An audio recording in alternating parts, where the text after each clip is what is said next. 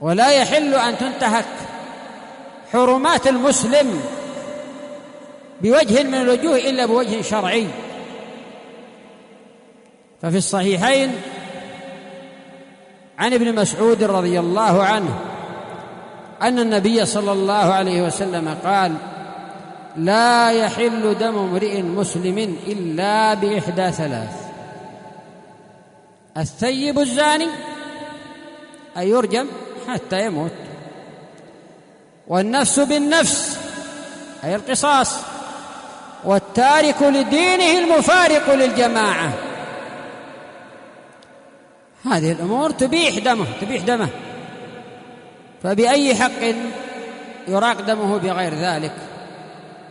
إن إهدار دم المسلم وأمال المسلم وعرض المسلم بغير حق شرعي يعرض الإنسان لأن يكون مبغوضا عند الله.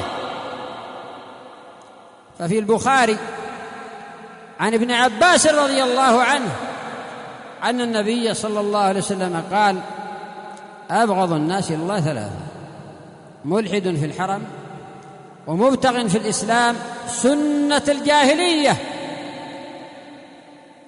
وهذه الأمور من سنن الجاهلية، أعني التي كانوا لا يتورعون فيها، لا حرمة للأعراض، لا حرمة للدماء، لا حرمة الإنسان عندهم.